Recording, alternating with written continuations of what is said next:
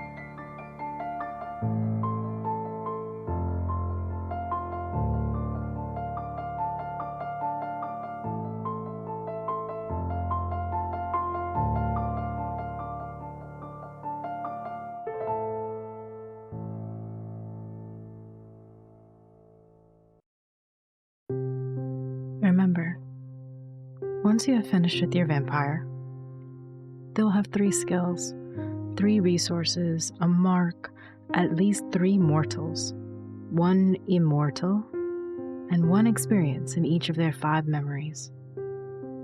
To play this game, you answer a series of prompts. Answer these prompts to learn about your vampire, experience their travails, and be surprised by their doings. Responding to them in satisfying ways is the joy of this game. You can do so either in writing or just aloud to yourself. What's great about the book is that they provide spaces so you can write within its pages. Number your entries to keep the chronology straight. While you're answering prompts, you can create or lose, alter your vampire's traits as instructed. Every time you answer one, you must create an experience and add it to a memory. You roll a d10 and a d6, and subtract the result of the d6 from that of the d10.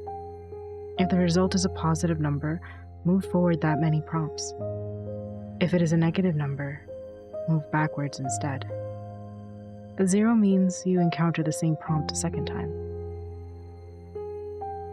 So, let's say I just answered prompt 11. I rolled 7 on the d10 and 4 on the d6, which means I move up forward 3 at prompt 14. You'll see that some of the prompts have second or third entries. That's when you encounter a second or third time you land on a prompt.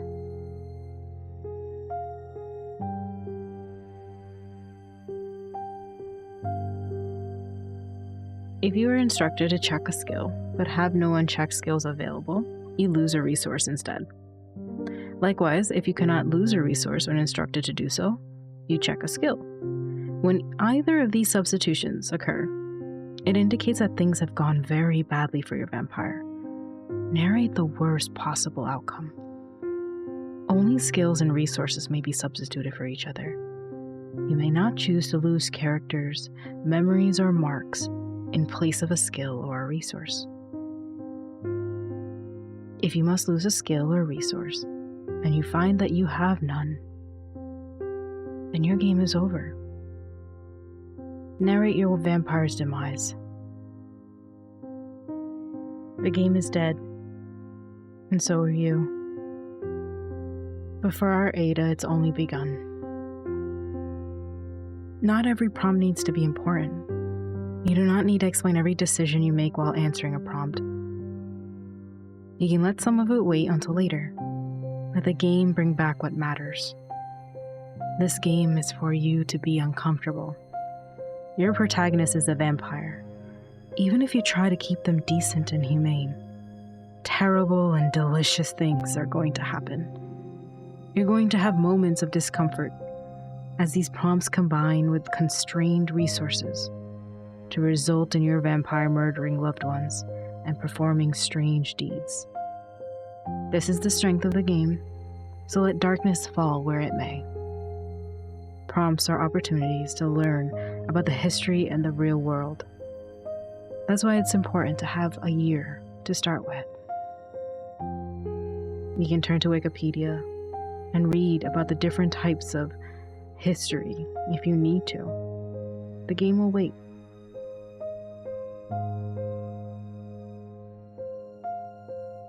When you consider the passage of time in this game, consider the first 7 to 8 prompts you answer to be the first busy years after your character becomes a vampire. Everyone they know is still alive, and the world is still the world of their mortal life.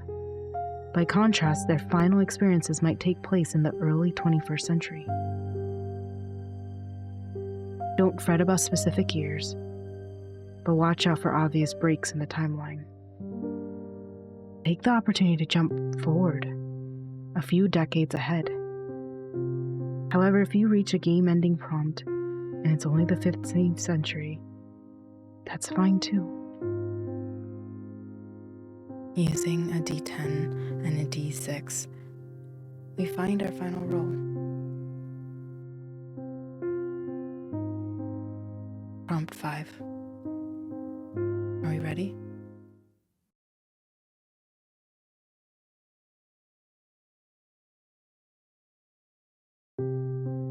The year after, growing older was no longer an issue. I had died. They found me, and somehow, miracle they called it. The blood stemmed, and somehow the flesh was able to come together. Miracle, she called me. I could still see her face and her black braids. All the rest of 5 months was a slow fever into hunger. The food didn't fill. It was easy at first. I was out, dying on little blood. I was older than I should have been and should have married. Greta had 2 children and father was old. Gray was his mane. The month. They first poured water through stitches, but I was gone. They believed I was far gone. I should have died, but then the second month the water turned into soft soups. The burning started as if descended down into my throat. 3rd, 4th month, the hunger started. I had lost weight, skin tone. And then the 1st month, all I was, Phantoma, a ghost. The immortal, hunger I called him. I felt his inheritance burn. I needed air or something to eat, and soft soup would not be enough. I had awoken, as if clutching to hunger, and the only one I thought would follow came with black braids, fields of brittle earth. I don't think I was meant to survive this long without food. But I was broken. Threads were my skin. I should have died. I did die.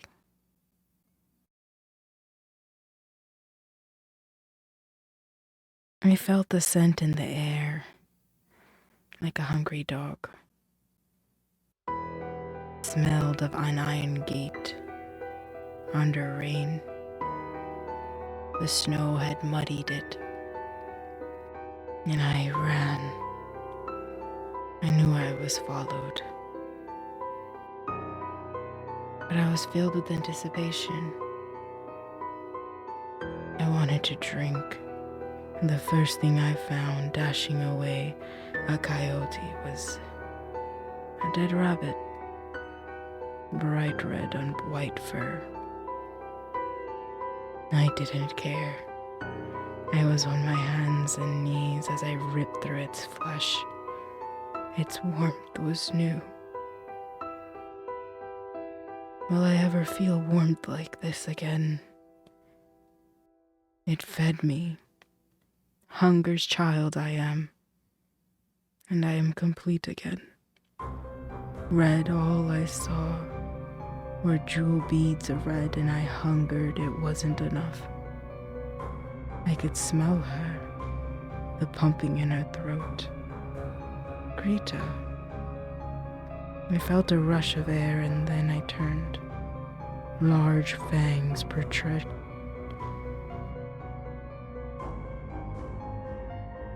But the neck...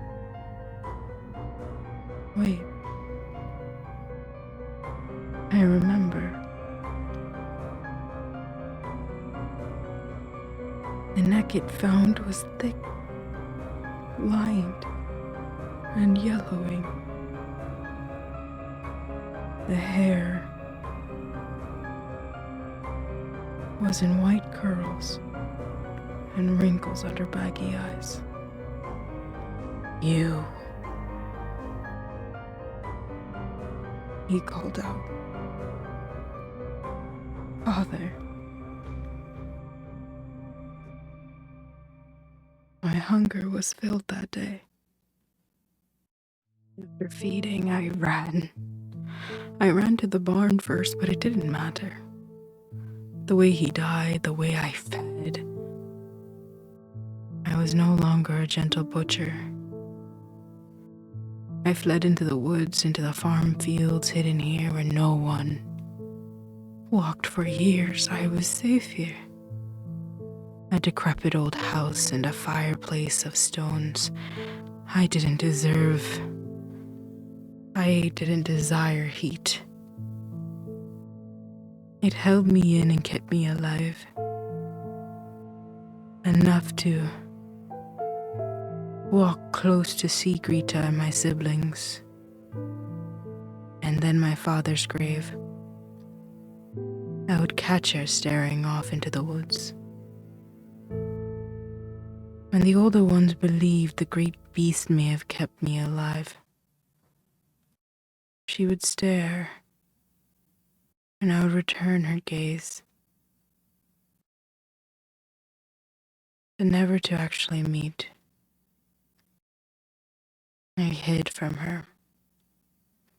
The cellar underneath was caved in of this old home, but the trap door still kept out the sun. Inside I could sleep during the day.